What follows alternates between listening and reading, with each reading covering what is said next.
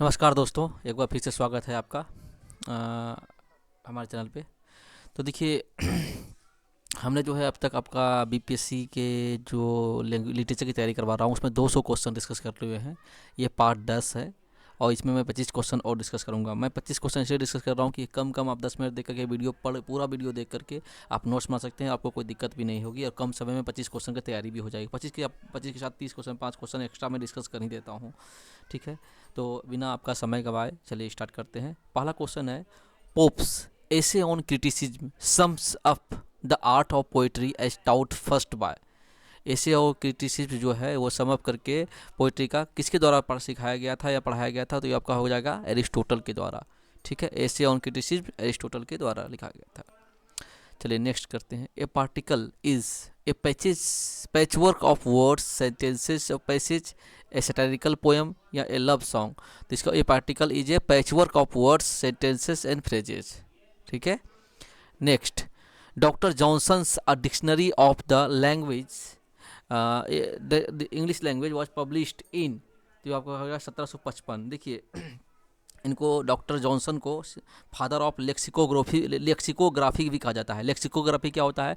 वो जो डिक्शनरी लिखता है। ठीक है, तो लेक्सिकोग्राफर जो है होता है जो डिक्शनरी लिखने वाला होता है। लेक्सिकोग्राफी होगा डिक्शनरी को लिखना किसी, तो ये डॉक्टर सैमुअल जॉनसन को फादर ऑफ लेक्सिकोग्राफी भी कहा जाता है, जो 1755 में फला पब्लिश हुआ था आपका इनका dictionary. Next, a figure of speech in which two terms opposite in meaning are placed side by side in one phrase is known as paradox, oxymoron या sarcasm।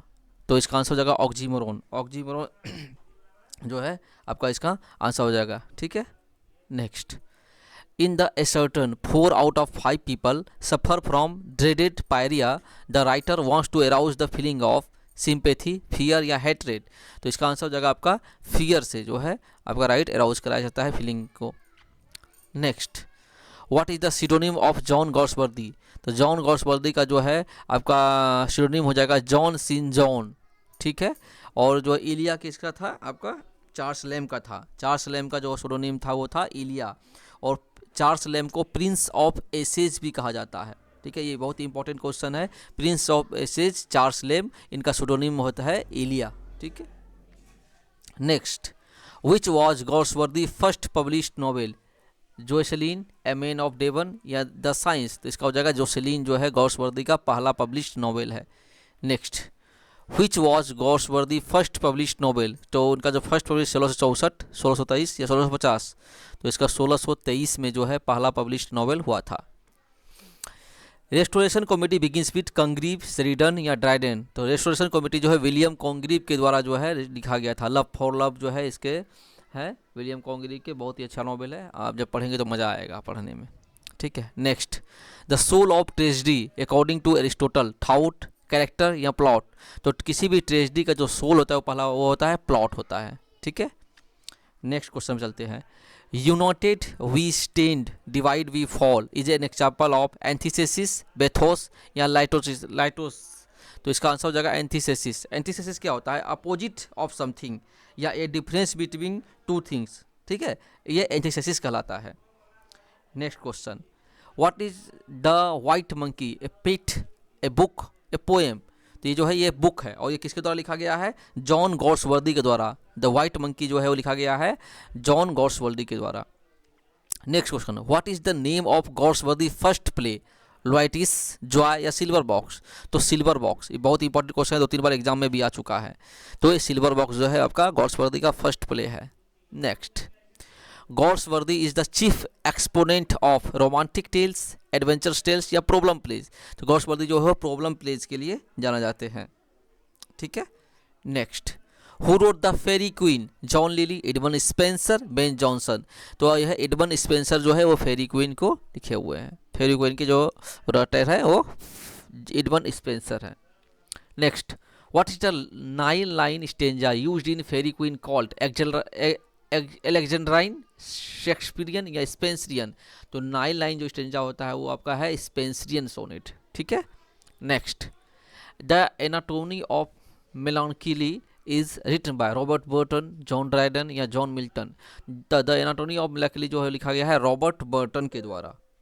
ठीक है, next, doctor Faustus is a story of a scientist revenge, ये the Renaissance love of power, तो इसका हो जाएगा the Renaissance love of power, जो है डॉक्टर फॉस्टर का जो स्टोरी है, ठीक है। और डॉक्टर फॉस्टर किसने लिखा है? क्रिस्टोफर मार्लो ने लिखा है, ठीक है। Marlowe invented sprung rhythm, sonnet या ब्लैंक वर्स, तो मार्लो जो है वो ब्लैंक वर्स को लिखा। देखिए blank, father of blank verse जो कहा जाता है वो हेनरी हॉवर्ड को हो जाता है, अर्ल ऑफ सरे, ठीक है। अब पहली जो है ट्रेजेडी गोरबोडक लिखा गया है आपका जो ब्लैंक वर्स में, ठीक है। फर्स्ट ट्रेजेडी जो ब्लैंक वर्स में लिखा गया है वो गोरबोडक है। और जो है मार्लो जो है, क्रिस्टोफर मार्लो जो है इसको डेवलप किया है म्यूजिकल टर्म में, तो यहाँ पर जो है आपका ऑप्शन में हो जाएगा ब्लैंक वर्स, ठीक है। मार्लो ने ब्लैंक वर्स में लिखा हुआ। Next, Romeo and Juliet is a tragedy comedy या ट्रेजी कॉमेडी, तो रोमियो एंड जूलियट जो है वो है आपका ट्रेजी कॉमेडी, ठीक है। वैसी कॉमेडी जिसमें ट्रेजेडी और कॉमेडी दोनों हो तो उसको ट्रेजी कॉमेडी कहा जाता है, ठीक है।